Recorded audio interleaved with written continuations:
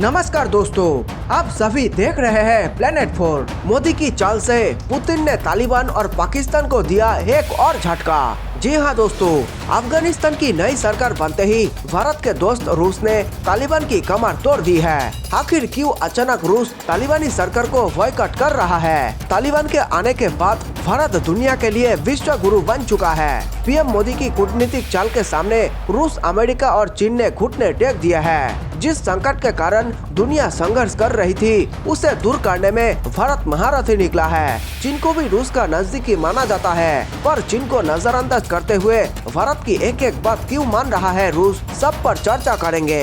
लेकिन ये बात आप पहले जान लीजिए कि तालिबान के जश्न में शरीक हुए चीन और पाकिस्तान के लिए अब बहुत बुरी खबर आ रही है। तालिबान के अफगानिस्तान में जब से कब्जा हुआ है, उसके बाद से ही चीन और पाकिस्तान के हुक्मरानों की खुशियों का कोई ठिकाना नहीं रहा था। लेकिन अब हम जो खबर बताने जा रहे हैं, उससे चीन और पाकिस्तान के होश उड़े हुए हैं। इनकी चाल अब उन्हीं पर भारी पड़ने वाली है। दरअसल रूस ने जो भारत के साथ मिलकर किया है, उस पर चीन और पाकिस्तान के सपने चकनाचूर हो गए हैं। तालिबान भी नहीं समझ पाया कि रातों रात कैसे रूस ने अपनी करवट बदल दी है। रूस जो अब तक तालिबान के पक्ष में था, ऐसा क्या हुआ और भारत ने ऐसा क्या कर दिया जिसके बाद रूस तालिबान को छोड़कर भारत के पक्ष में आ गया है? तालिबानियों ने अमेरिका की नाक में दम कर रखा था, और आप तो जानते ही होंगे कि रूस और अमेरिका एक दूसरे के दुश्मन है। इसलिए रूस तालिबान से नजदीकियां बढ़ानी शुरू कर दिया था।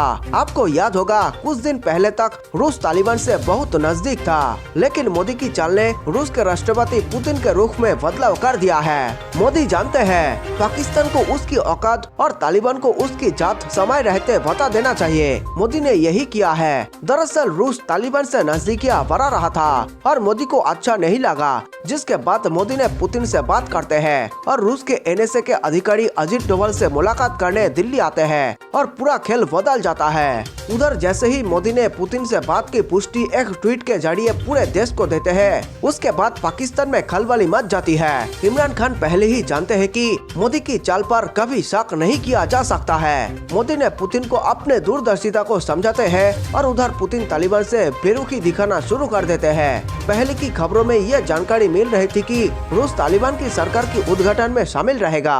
उद्घाटन में शामिल होकर रूस अमेरिका को तमाचा मारने की पूरी प्लानिंग कर लिया था, लेकिन मोदी ने अपने चाल से एक झटके में पाकिस्तान, चीन और तालिबान सबको बैकफुट पर खड़ा कर दिया।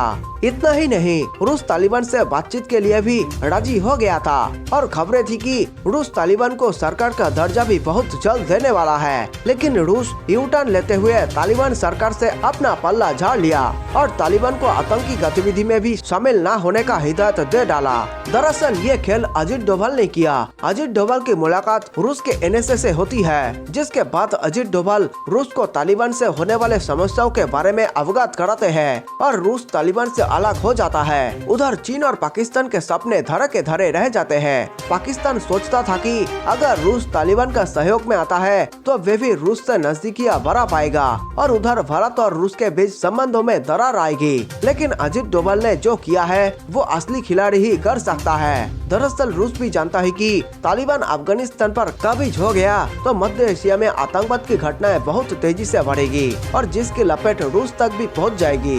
रूस का सबसे बड़ा दुश्मन आईएसआईएस को माना जाता है, क्योंकि सीरिया में रूस ने हवाई हमले करके आईएसआईएस को लगभग खत्म कर दिया था। लेकिन तालिबान के आने के बाद आईएसआईएस फिर से पनपने लगा है और खुफिया रिपोर्ट में कहा गया है कि 10,000 से अधिक आईएसआईएस रूस और उसके पड़ोसी देश में घुसने के फिराक में लगे हुए हैं। आईएसआईएस भी रूस से बदला लेना चाहता है। आखिर वो कौन सी वजह थी जिसके कारण तालिबान और रूस में इतना नजदीकियां बढ़ गई थी? आइए आपको बताते हैं। इस बातचीत की अहमियत को समझने के लिए यह जरूरी है कि पूर्व की घटनाओं पर भी पहले नजर मार ली जानी चाहिए। आपको बता दें कि काबुल पर कब्जे से पहले तालिबानी नेताओं ने रूस में ही कई बार प्रेस कॉन्फ्रेंस कर अपनी भावी योजनाओं की जानकारी दी थी।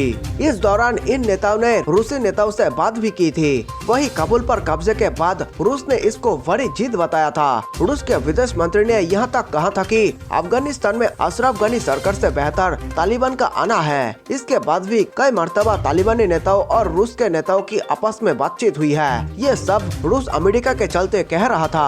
पिछली अशरफ गनी की सरकार पर अमेरिका का प्रभाव था। अमेरिका के अफगानिस्तान छोड़ने के बाद रूस अफगानिस्तान पर अपना प्रभाव बनाना चाहता था, इसलिए ये माना जाता है कि रूस तालिबान से संबंध बनाना चाहता था। लेकिन मोदी ने सब कुछ अधूरा कर दिया। इन सब के बाद भारत में रूस के राजदूत निकोले कुदाशेव ने यह स्पष्ट किया है कि वो तालिबान की सरकार को मान्यता देने की जल्दबाजी में नहीं है। उन्होंने यह भी कहा है कि वो इस मुद्दे पर भारत के साथ खड़े रहेंगे। उधर दूसरी ओर अफगानिस्तान को लेकर रूस और भारत की चिंताएं भी एक समान ही है। दोनों ही देश नहीं चाहते हैं कि अफगानिस्तान आतंकियों के लिए फिर से एक पनाहगाह बन जाए। हालांकि रूस के रुख को देखते हुए यह भी मुमकिन है कि वो इस मुद्दे पर वही रुख अपनाए जो चीन ने अपनाया हुआ है। मतलब ये कि बिना तालिबान सरकार को मान्यता दिए वो सब करना जो मान्यता देने से हो सकते हैं। रूस और भारत दोनों जानते हैं अफगानिस्तान में सरकार बनी तो इस्लामिक आतंकवाद का नया दौर शुरू होगा, क्योंकि पाकिस्तान से भी लगातार यही खबरें आ रही है कि हर जगह आतंकवाद को बढ़ाया जाएगा, जिसके प्रभाव में उज्बेकिस्तान और ताजिकिस्तान जैसे देशों का आना संभव है। लेकिन रूस कभी नहीं चाहेगा कि आतंकवाद की पहुंच उज्बेकिस्तान और ताजिकिस्तान तक पहुंचे, क्योंकि ये दोनों देश रूस के पड़ोसी है और नजदीकी है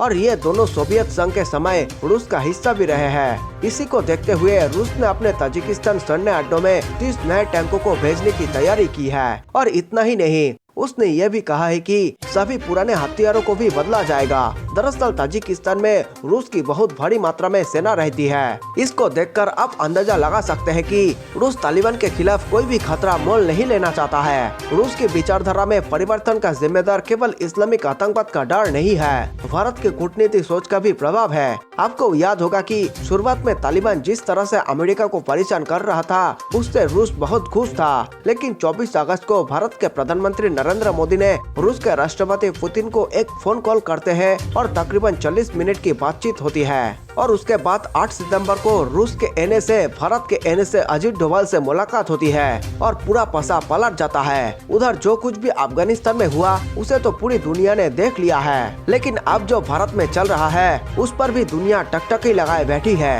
अब एक बात समझिए, उधर अमेरिका को जरूरत पड़ रही है तो कहाँ आ रहा है? दिल्ली। ब्रिटेन की खुफिया एजेंसी को हेल्प चाहिए तो किसके पास जा रहे हैं? अजीत डोभाल के पास। पुतिन ने अपना टॉप एजेंट कहाँ भेजा? मोदी के पास। पूरा ये जो माहौल भारत में बना है पाकिस्तान की नींद उड़ाने के लिए काफी है। तो चलिए भारत में पाकिस्तान और तालिबान को लेकर क्या चल रहा है एक एक करके बताते हैं। भारत में इस वक्त सबसे हाई लेवल मीटिंग शुरू हुई है। पूरी दुनिया के 3 बड़े देशों के अधिकारी भारत में मौजूद है, जिसके चलते पाकिस्तान अपनी नजरें दिल्ली से हटा नहीं पा रहा है। भारत की अहमियत को पूरी दुनिया मानने लगा है। बड़े बड़े शक्तिशाली देश भी अब भारत की सहमति और सलाह के बिना कोई भी कदम नहीं उठाना चाह रहे हैं। आपको बता दें कि इस वक्त अफगानिस्तान के जो हालात है उस पर कैसे निपटा जाए, इन सभी मुद्दों के लिए सबसे प्रमुख चेहरा अजीत डोभाल है। अब अजीत डोभाल की भारत को ही नहीं बल्कि पूरी दुनिया को उनकी सलाह का इंतजार है। इस खबर पर अपनी राय पूरे अधिकार के साथ जरूर बताएं और देश और दुनिया की बड़ी खबरों के लिए देखते रहिए प्लेनेट 4। और हाँ, ये खबर पसंद आई तो वीडियो को लाइक करें और चैनल को सब्सक्राइब करें। मिलते हैं एक नए वीडियो के साथ, तब तक के लिए स्वीकार करें हमारा नमस्कार।